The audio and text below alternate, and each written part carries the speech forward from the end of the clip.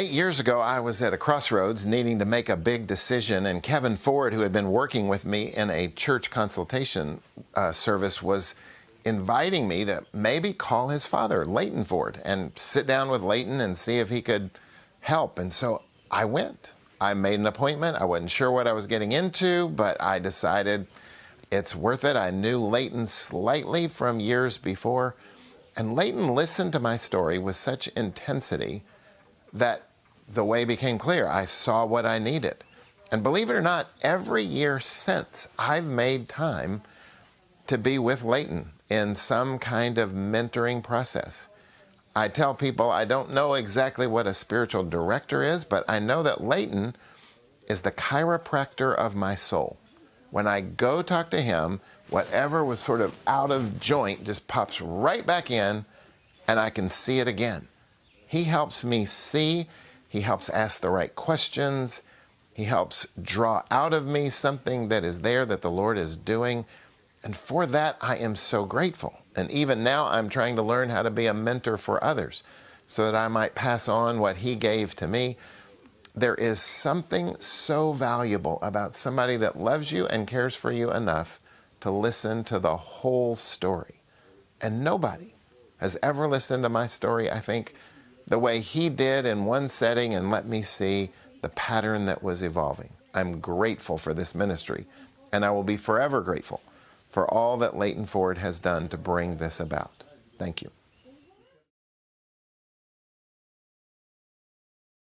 Our study that is called Exodus or Exile, which story do we inhabit?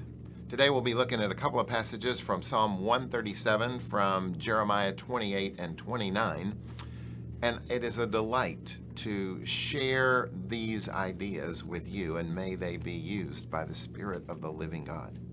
Let's pretend for a moment that you've been invited to be in a play, and you're up on the stage with all the other actresses and actors, but you don't actually know what play you're in.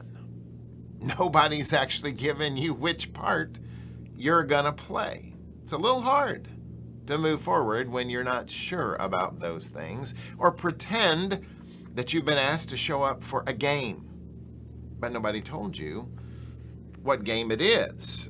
You know it's gonna have to do with a ball. They told you that. You've been playing soccer all your life, so you put on your kind of loose soccer shorts and brought a soccer ball and showed up, but everybody else there is wearing very tight and short shorts. There's a very high net set up in between one side of the court and the other. You want to kick a ball, but it doesn't look appropriate given the net. Of course, it's not soccer, it's volleyball. Sometimes we just don't know what the game is that we're playing. We don't know what play we're in as individuals and as a church. In the years 587 and 586 BC, the Babylonians conquered Judah, which was the southern kingdom. And as their way of dealing with a conquered land, they took away large numbers of the people, what they would regard it as the most educated and the most influential people, and they took them to Babylon to have them live there. It was a way of breaking down future thoughts of rebellion, etc., keeping people close under their eyes. So for the nation of Judah, very quickly, they lost their land, they lost the monarchy, and they lost the temple. And in so doing, they lost a lot of their identity. They were not, interestingly, taken as slaves. They were taken with the hopes that they would integrate into the Babylonian society and assimilate into some of their ways. They were given land, and many of them settled on the Cheater River.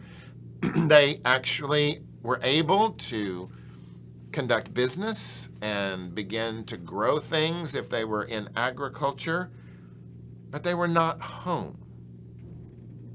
They were not where they wanted to be. They were in exile. Our chief question when we are in places when we're longing to be somewhere else is how long? How long are we going to have to stay in this place? You know, when you go to an airport and there is a delay in your flight, you always want to know how long is this going to be. When you've got a bad job and you realize, oh dear, I've got to get out of this job, you don't know how long it's going to take before you can find another one. Once I was stuck in Lander, Wyoming with a car that broke down. And Lander is a long way from anywhere. It's right in the middle of the state, and parts have to come there. And how long are we going to be here? The Bible is full of people stuck somewhere. You know, Paul was stuck in a prison in Caesarea in prime mission years for 2 years. 2 years. Joseph in the Old Testament was stuck in Pharaoh's prison for more than 2 years. Paul finds himself in so many awkward places, stuck before he can go on and do the next thing. Jacob is stuck 14 years working for Laban. Abraham and Sarah are stuck 24 years waiting for a promised child while still being childless. The people of Israel, before they got to the Holy Land, spent 40 years wandering in the wilderness as they had left Egypt. How long? How long? Psalm 137 that I commend to you is a psalm about being stuck in Babylon, by the rivers of Babylon. There we sat down and there we wept when we remembered Zion. They go on to say that their captors keep asking them to sing these songs of Zion. And their question in verse 4 is, how can you sing the Lord's song in a strange land? There's a sadness in the psalm. By the end of it, there's a real anger. COVID-19 has put us in a strange land, but as I said in the intro, we've been in a strange land for some years now. Consider this story and think about its contrast with today. It was June the 6th, 1946. The place was Prospect Park, Brooklyn, New York. There was a parade going on. 90,000 school children were gathered for a parade. It was a Thursday. June the 6th is still a time in New York when schools are in session. So all of the children were let out of school for a day on a Thursday for this parade. Now, June the 6th, if you were paying attention, 1946 is 2 years to the day from the landing at D-Day at Normandy, but this was not a celebration of that. On the reviewing stand was the governor of New York, the mayor of Brooklyn, and a United States Supreme Court justice, one of the 9, maybe the Nazgul, we'll call them.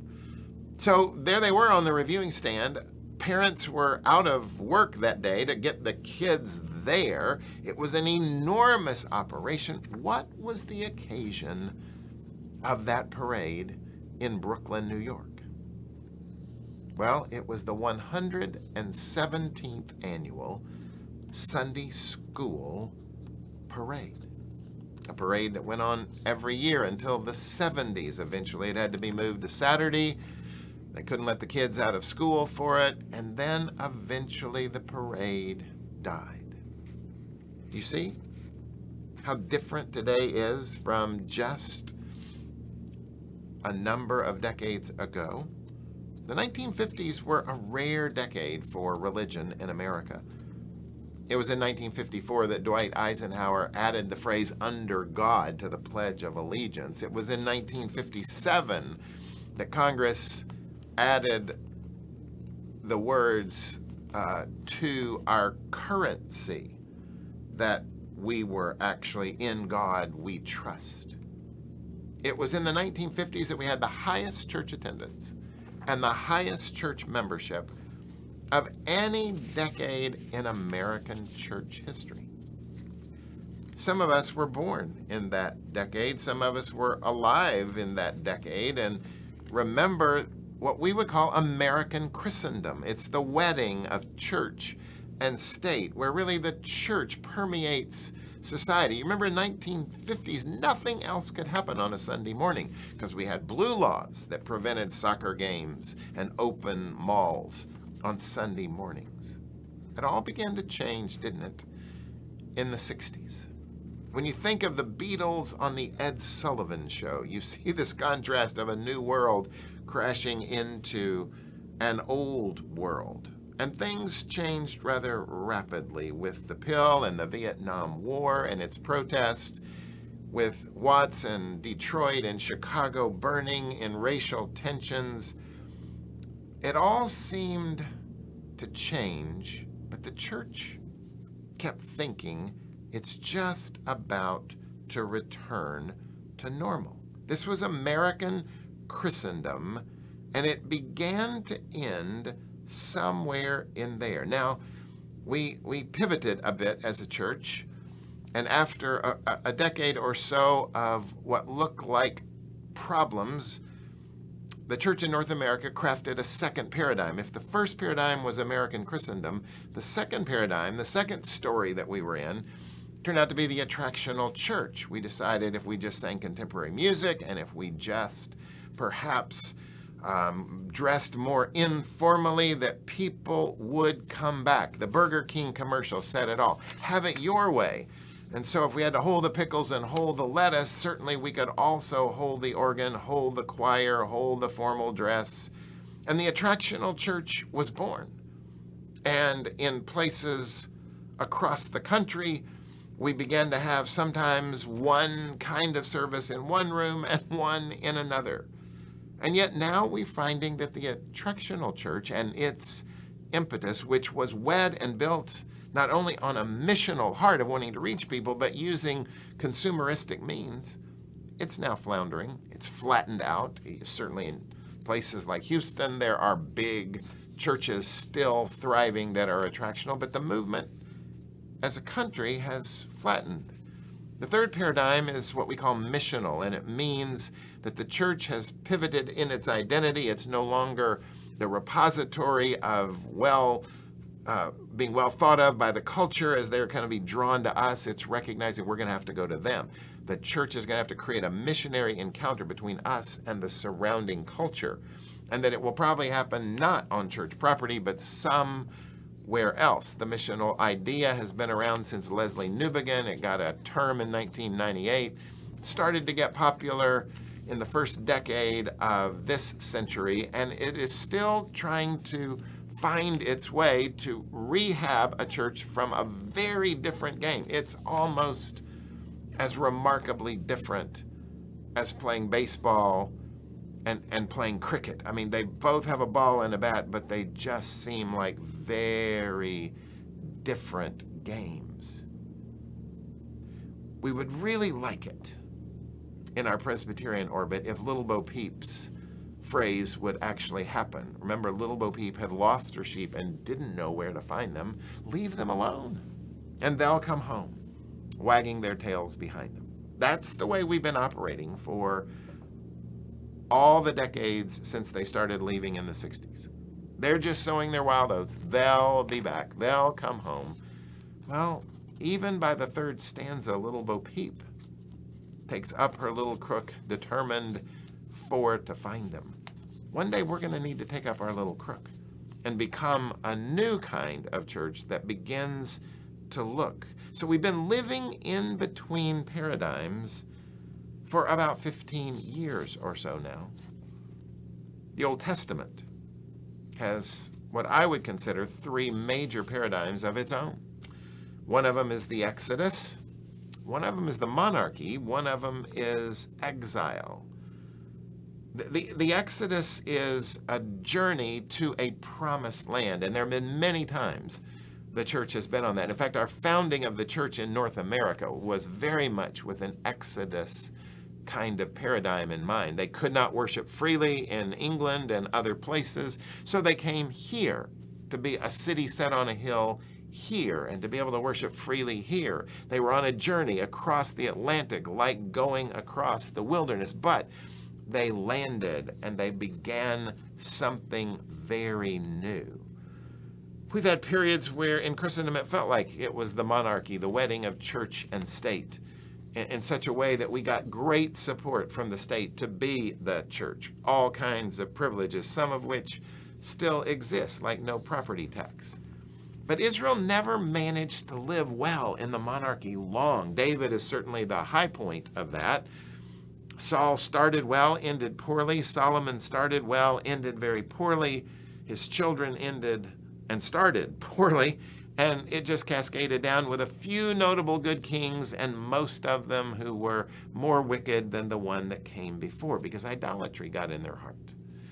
And so also Christendom tends not to perpetuate a dynamic relationship with Jesus Christ. I mean, even in Western Europe, there was a time when all of Western Europe would have been baptized because it was Christendom. But it was not vibrant. It was not reaching people. It was not really growing.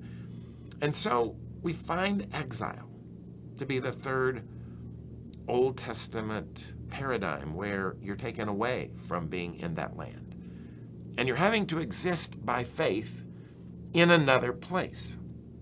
And in this interesting section of Jeremiah 28 and 29, you see these two contrasting hopes. In Jeremiah 28, a prophet named Hananiah is still in Jerusalem and trying to rally the people who are left there by the Babylonians. These are not the prime folks. And he's saying, I've had this vision of the Lord, and in 2 years, they're going to bring all the utensils back. All the holy vessels are going to come back to the temple, and they're going to all come back following, and we're going to be back to normal in 2 years. So I've seen it, and it's going to happen. And Jeremiah says, yippee, I hope that really happens. But I don't think that's going to happen. I think, in fact, you'll be dead. And by the end of chapter 28, Hananiah has fallen over dead. So chapter 29, a very important chapter in Old Testament history, Jeremiah writes a letter from Jerusalem to the exiles who are in Babylon. And in that letter, he tells them 8 different things, all that surround the idea of finding a new normal in Babylon. He says that it was God that carried you into exile in Babylon. That's changing the subject. They thought it was the Babylonians that carried them. Jeremiah's letter tells them, no, it was actually God's hand behind it all. And that God, secondly, is urging them to settle down in this new normal, to build houses, to plant gardens, to harvest what they produce, to marry and have children. I mean, that's so counterintuitive. If Hananiah is right, you just need to endure 2 years and we'll be back. But if Jeremiah is right, they're going to need to settle in. And then Jeremiah urges them, thirdly, to do something they couldn't have imagined doing. If you read Psalm 137, you can't imagine them doing this. He wants them to pray for the prosperity of the city to which they've been called and seek their peace. He actually wants them to embrace this place and serve this place. And fourthly, to pray for it, not pray against it. Psalm 137 actually shows some praying against it. Now they're urged to pray for it. And fifthly, don't listen to the prophets who tell you differently. And then sixthly, that it's not going to be 2 years. It's going to be 70 years. But in 70 years, I'll bring you back. That's you, plural. Now that means that most of the people reading this letter are not going to be coming back. Their children and their grandchildren will have an opportunity perhaps to come back, but they won't be coming back. They will have to live in this situation and learn to adjust to this situation for most of their lives. So which version do we believe, Hananiah or Jeremiah?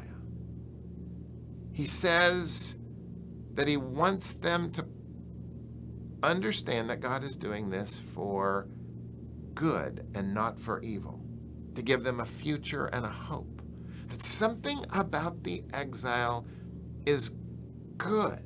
That's the seventh thing he tells them. And the eighth thing he tells them is, then you're going to seek me with all your heart. This is going to restore something about the relationship. And we're going to watch in future sessions what God is doing in Babylon. So is this just a COVID-19 moment and a moment all about racial reconciliation and an economic moment? Or is God doing something bigger? You see, we have to learn what play we're in right now. We've got to learn what game it is that we're actually playing.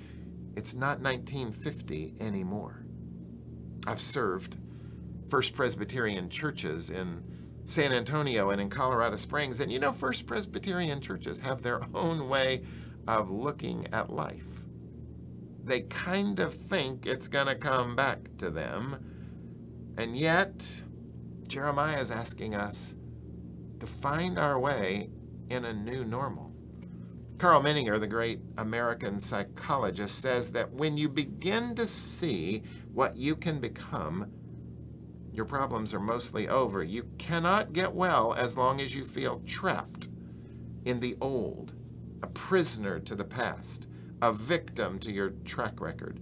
Change begins when you begin to dream about what you can, in fact, become. Jeremiah or Hananiah? I think the church in North America is heading into a long season of exile. We're going to have to learn how to sing the Lord's song in a strange land. The urge here is to assimilate into the culture and to invest in it, even though it has some alien values to ours. Seek the welfare of the city. Presbyterians have usually done this part pretty well, sometimes too well. Sometimes we lose ourselves in that kind of culture. Next week, we're going to ponder Daniel. You can go ahead and read ahead. Daniel also assimilates into Babylonian culture, but he is also called to differentiate from it. Presbyterians, in our way of differentiation, is weaker. We're a lot like the culture around us. Our values are not that distinctive. The third big issue we're going to face is how in exile do you become a mission and a witness? Daniel shows God to the culture. How do we do that? How do we do that as leaders? To live as exiles is also to bear witness to the better way of Jesus. Read Jeremiah 29. What is it saying to us about this moment? Thank you.